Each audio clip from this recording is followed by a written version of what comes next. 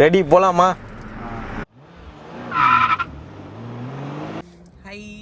So நான் வந்து first Chennai car trainers பற்றி நெட்டில் பார்த்துட்டு அவங்களுக்கு கால் பண்ணி கேட்டேன், என்ன ப்ராசஸ், என்ன ஃபீ அதெல்லாம் கேட்டேன். கொஞ்சம் ப்ரைஸ் பார்த்தோன்னே எனக்கு ஜர்க் ஆகிடுச்சு. இவ்வளோ கொடுத்து நம்ம கற்றுக்கணுமா அப்படின்ற மாதிரி ஜர்க் ஆகிடுச்சு. பட் எனக்கு வேறு மைண்டே இல்லை. I was keep on reviewing people and அந்த இதெல்லாம் போஸ்ட்லாம் பார்த்துட்டே இருந்தேன். எல்லாருமே என்ன சொன்னது, ஒரே ஒரு விஷயம் என்னென்னா, கண்டிப்பாக ஓட்ட வச்சிருவாங்க, நம்மளை 3 to 4 days கண்டிப்பாக ஓட்ட வச்சிருவாங்கன்ற ப்ராசஸ் தான். அதை விட மெயின் திங் என்னென்னா, girls was keep on insisting. நிறைய கேர்ள்ஸ் தான் நான் அவங்க இதில் பார்த்தேன். அதுமாதிரி சேஃப் பிளேஸ் அப்படின்ட்டும் சொல்கிறாங்க. அந்த மாதிரி நிறைய பேர் வந்து டிரைவிங் ஸ்கூலில் 5,000 6,000 இந்த மாதிரி பேட்சாக இன்வெஸ்ட் பண்ணிட்டு திருப்பி வந்து இவங்ககிட்ட இன்வெஸ்ட் பண்ணுறாங்க. ஸோ நான் அதெல்லாம் பார்க்கும்போது சரி, நம்ம ஏன் பேட்சாக இன்வெஸ்ட் பண்ணிட்டு at least wheel take right decision அப்படின்ட்டு நான் வந்து ஜாயின் பண்ணேன். மெயின் திங் என்னன்னா, எனக்கு 2 வீலர் சென்ஸ் எதுவுமே கிடையாது, ரோட் சென்ஸே எனக்கு கிடையாது. 2 வீலர் நான் வச்சில்ல, சைக்கிள் ரோட்ல ஓட்டுனது கிடையாது, எதுவுமே எனக்கு கிடையாது. ஃபர்ஸ்ட் எடுத்தனே கார் தான் என்னை ட்ரெயின் பண்ணி ஓட்ட வச்சிட்டாரு. I'm so happy. ஸோ நீங்களும் ப்ரைஸ் பற்றி யோசிக்காதீங்க, வந்து ஜாயின் பண்ணிட்டீங்கன்னா உங்களுக்கு அதோட ஒர்த் தெரியும். I'll tell you that it's worth for the money. நீங்கள் அதுக்கப்புறம் எதுலையுமே இன்வெஸ்ட் பண்ண வேணாம், உங்கள் கார் நீங்கள் ஓட்டுவீங்க, அவ்வளோதான். நீங்கள் கண்டிப்பாக பீப்புளுக்கு சஜஸ்ட் பண்ணுவீங்க இதை பற்றி. ஹலோ வியூவர்ஸ், இப்போ நீங்கள் பார்த்துட்டு இருக்கிறது ஒரு நல்ல டிராஃபிக் ரோடு. இது வந்து பூந்தமல்லியிலேருந்து டுவர்ஸ்ட் வந்து உங்களுக்கு நம்ம போரூர் ஃப்ளைஓவரு. இந்த ரோட்டில் வந்து பார்த்தீங்கன்னா உங்களுக்கு தெரியும், ஒரு மல்டி டாஸ்கான ஒரு ரோடு தான் இது. இந்த ரோட்டில் ஒன்ஸ் நம்ம ப்ராக்டிஸ் பண்ண வந்து நம்ம நல்ல க்ரோத் ஆக முடியும். ஜிக்ஜாக்காக வந்து ரோட்டில் எப்போவுமே ட்ரைவ் பண்ணுவாங்க எல்லாருமே. ஸோ நம்ம பார்த்து சேஃபாக வந்து ட்ரைவ் பண்ண வேண்டியிருக்கும். ஸோ நல்லா பெருசாக இடம் இருந்தாலுமே அவர் வந்து இப்படி போகிறாரு. ஸோ அதுதான் மெயின். ஸோ இந்த இடத்துல வந்து ஸ்லோ பண்ணி அப்படியே கண்ட்ரோல் பண்ணிங்க, அவ்வளோதான். ஓகே, ஆம்புலன்ஸ் போயிட்டு இருக்கிறதுனால கொஞ்சம் வழி கொடுத்தாச்சு. இப்போ நல்லாவே வந்து பேலன்ஸ் பண்ணி ஓட்டுறதுக்கு அந்த ஃப்ளோ வந்து கண்டினியூஸாக ட்ரைனிங் கொடுக்கறதுனால அந்த ஃப்ளோட்டிங் வந்து இப்போ ரொம்ப நல்லாவே வர ஆரம்பிச்சிருக்கு. இதே மாதிரி நல்லா ஹெவி டிராஃபிக்கில் ஓட்ட தான் வந்து பார்த்திங்கன்னா நல்லா இம்ப்ரூவ் ஆக முடியும். ஸோ இப்போ எனக்கு தெரிஞ்சு அவங்க தனியாக எடுத்து ஓட்டுற அளவுக்கு பக்காவாக கண்ட்ரோல் வந்துடுச்சு.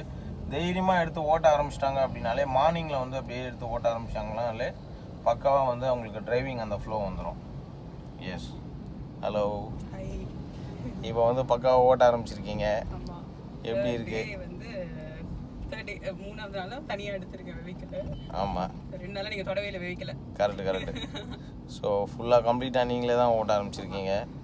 பார்க்கிங்லேருந்து அவங்கள தான் எடுக்க வச்சுருக்கேன். ஸோ ஸ்டில் இப்போ வந்து பார்த்திங்கன்னா ஒரு நல்ல டிராஃபிக்கில் ரோட்லேயும் அவங்க தான் பக்காவாக ஓட்டிகிட்ருக்காங்க. கண்ட்ரோல்ஸ் வந்து பார்த்திங்கன்னா க்ளீனாக வர ஆரம்பிச்சிருக்கு. எப்போவுமே வந்து பார்த்திங்கன்னா அந்த கண்ட்ரோல் தாங்க இருக்கிறதுல முக்கியமான ஒரு விஷயம். ஏன்னா சம்டைம்ஸில் வந்து பார்த்திங்கன்னா கண்ட்ரோல் வந்து நமக்கு மிஸ் ஆகும். அப்படியே ஸ்லோவாக போய் நிற்கிற மாதிரி இருக்கணும். எஸ், குட், அவ்வளோதான். அப்படியே செகண்ட் போட்டு மெதுவாக போய்க்கோங்க, நல்லா ஸ்லோ பண்ணுங்கள். லாரி உள்ளே வராரு, ஸ்லோ பண்ணிக்கோங்க, ஸ்லோ. அவர் சவுண்டே பார்த்தீங்கனாலே தெரியும் உங்களுக்கு, டருன்னு கேட்கும். ஸோ அதை வச்சு நீங்கள் கண்டுபிடிச்சலாம் அவர் பிரேக்கை வந்து அடிக்கிறாரு அப்படின்னு. ஸ்லோவாக நல்லா ஸ்லோ பண்ணுங்கள். எப்படி பண்ணிக்கிறாங்க? அதுதான் மெயின். டக்குன்னு வந்து நீங்கள் ஸ்லோ பண்ணணும். 2 வீலர்ஸ்லாம் வந்து பார்த்தீங்கன்னா ஆஃபீஸ் போகிறன்ற பேரில் அவங்க வந்து வேகமாக ஓட்டுவாங்க. டக்குன்னு சடன் பிரேக் அடிப்பாங்க. நீங்கள் கிட்டே போகாதீங்க. நல்ல டிஸ்டன்ஸ் மெயின்டைன் பண்ணி எப்போவுமே நிறுத்திக்கோங்க, அதுதான் முக்கியம். கிட்டத்தட்ட வந்து ஒரு 200 மீட்ரு 100 மீட்டர்ஸ் டிஸ்டன்ஸ் மெயின்டைன் பண்ணணும். நம்ம மினிமம் 100 மீட்டர்ஸ் டிஸ்டன்ஸ் நீங்கள் மெயின்டைன் பண்ணால் தான் நம்மளால் வந்து சேஃபாக ட்ரைவ் பண்ண முடியும். இப்போ இருக்கிற காலகட்டங்களில் வந்து எல்லாருமே ரொம்ப ரேஷாக ஓட்டுறாங்க வண்டியை. ஸோ அப்படி ரேஷாக ஓட்டும்போது நமக்கு வந்து கண்ட்ரோல் கண்டிப்பாக மிஸ் ஆகிட்டே தான் இருக்கும். ஸோ நல்ல டிஸ்டன்ஸ் மெயின்டைன் பண்ணி ஸ்லோவாக போனாலும் பரவாயில்ல அப்படின்ட்டு நல்ல டிஸ்டன்ஸ் மெயின்டைன் பண்ணி நீங்கள் ஓட்டிக்கணும். ஸோ அது இருக்கிறதுல ரொம்ப முக்கியமான ஒரு விஷயம். ஸோ அந்த ஒரு ஃப்ளோவை தான் இப்போ நீங்கள் இந்த இடத்துல பார்த்துட்ருக்கீங்க. ஃபுல் அண்ட் ஃபுல் வந்து பார்த்தீங்கன்னா உங்களுக்கு அந்த கண்ட்ரோல் வாய்ஸ் வந்து ரொம்ப க்ளீனாக வந்து ஓட்ட ஆரம்பிச்சிட்ருக்காங்க. என்ஜாய் பண்ணி ஓட்ட முடியுது அவங்களால. எஸ், இப்போ அவங்க ட்ரைவ் பண்ணிகிட்டு இருக்கிறது வந்து உங்களுக்கு செகண்ட் கியரில் ட்ரைவ் பண்ணிகிட்ருக்காங்க. அப்படியே கீர் சேஞ்ச் பண்ணிக்கோங்க. Yes, very good. இப்போ கீரை வந்து தேர்டுக்கு மூவ் ஆகிடுச்சு. ஸோ மேனுவல் வண்டி அப்படிங்கிறதுனால வந்து நம்ம ரொம்ப சேஃபாக நம்ம தான் வந்து பார்த்திங்கன்னா எல்லா விஷயத்தையும் வந்து பண்ண வேண்டியிருக்கும். அதாவது மல்டி டாஸ்க்கு பண்ண வேண்டியிருக்கோம். ஃபஸ்ட்டு கியர் செகண்ட் கியர்லேருந்து மோரோவர் வந்து பார்த்திங்கன்னா வண்டியோட கண்ட்ரோல் எல்லாமே நம்ம தான் பார்த்துக்கணும். ஸ்லோ லைட்டாக ஸ்லோ பண்ணுங்கள், அப்படியே போங்க, அவ்வளோதான். தேர்ட் கியர் போட்டுக்கோங்க, லைட்டாக ஸ்லோ பண்ணணும். அந்த இடத்துல பிரேக் அடிக்கக்கூடாது. இப்போ கரெக்டாக பண்ணிங்க பாருங்கள், அதுதான் பண்ணணும். ஏன்னா பிரேக்கை நீங்கள் யூஸ் பண்ணிங்கன்னா பின்னாடி வரவங்களுக்கு தெரியாது. ஸோ அப்படியே ஸ்மூத்தாக லைட்டாக டச் பண்ணி நீங்கள் விட்டுறணும். அப்போ வந்து உங்களுக்கு அந்த பேலன்ஸிங் வந்து ஈஸியாக கிடச்சிரும். மேனேஜ் பண்ணி ஓட்டுறதுக்கும் வந்து உங்களுக்கு ப்ராப்பராக வர ஆரம்பிச்சிடும். அதேமாதிரி வந்து உங்களுக்கு சிட்டி லிமிட்டட் ட்ரைவ் பண்ணுறப்போ வந்து உங்களுக்கு ஸ்டீரிங் கண்ட்ரோல் வந்து சிங்கிள் ஹேண்டில் சொல்லி கொடுத்துருக்கேன். சிங்கிள் ஹேண்ட் கண்ட்ரோலில் தான் ஓடிட்டுருக்காங்க. ஸோ அதேமாதிரி கியர் சேஞ்ச் பண்ணுறதுக்கு ஒரு ஹேண்ட் யூஸ் பண்ணிவிட்டு இன்னொரு ஹேண்டில் வந்து பார்த்திங்கன்னா உங்களுக்கு வந்து ஸ்டீரிங் கண்ட்ரோல் வந்து வச்சு ஓட்டிகிட்ருக்காங்க. இது வந்து உங்களுக்கு இந்த சிட்டி லிமிட்டில் நம்ம ஒரு 20, 30, 40 அந்த பிலோ 60க்குள்ளே நம்ம ஓட்டும் போது வந்து சிங்கிள் ஹேண்ட் கண்ட்ரோலில் ஓட்டும் போது நம்மளால் ஈஸியாக வந்து பேலன்ஸ் பண்ணி ஓட்டிட முடியும். அதே மாதிரி வந்து பார்த்திங்கன்னா ஹைவேஸில் ஓட்டும்போது நம்ம டபுள் ஹேண்ட் யூஸ் பண்ண வேண்டியிருக்கும். ஸோ அதுதான் வந்து பார்த்திங்கன்னா இருக்கிறதுலே ரொம்ப முக்கியமான ஒரு விஷயமும் கூட. கொஞ்சம் லெஃப்ட்டுக்கு வந்துக்கோங்க, ஏன்னா எல்லாம் ரைட் திரும்புவாங்க, நியூட்ரல் பண்ணிக்கோங்க. கொஞ்சமாக லெஃப்ட்டுக்கு நடுவில் வந்துடுங்க, கொஞ்சமாக அப்படியே வர ஆரம்பிங்க. கொஞ்சமாக வாங்க வாங்க, இன்னும் கொஞ்சம் வாங்க, அப்படியே வந்துக்கோங்க. தைரியமாக வாங்க, கொஞ்சமாக அப்படியே, அவ்வளோதான். தாடு தாடு தாடு தாடு தாடு. எப்போவுமே நியூட்ரல் பண்ணிங்க. ஸ்டெப் பிரேக் யூஸ் பண்ண, step brake. Step brake no, ஸ்டாப்பை தாண்டிட்டோம். பரவாயில்ல, ஸ்டெப் பிரேக் அது வரைக்கும் போங்க. பிரேக் பின்னாடி வரவங்களுக்கு பாருங்கள், ரொம்ப க்ளோஸாக வந்தார். ஸ்டெப் பிரேக்குன்னு நான் சொன்னேன் இல்லைங்களா, அங்கே வரைக்கும் போய் நில்லுங்க, பரவாயில்ல. ஏன்னா திடீர்னு தானே அவர் கை காமிச்சார். எப்போவுமே பின்னாடி வரவங்களுக்கு கொஞ்சம் வாய்ப்பு கொடுங்க. டக்குன்னு பிரேக் அடிக்காதீங்க அவர் கை காமிச்சா கூட, ஏன்னா அவர் மாடலில் கை காமிச்சிடுவார். போகலாம், போங்க, ஸ்லோவாக போங்க. செகண்ட் கியர் போட்டுங்க.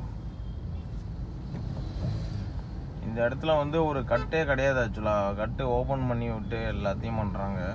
இதில் வர சிக்னலும் போடல. போகலாம்.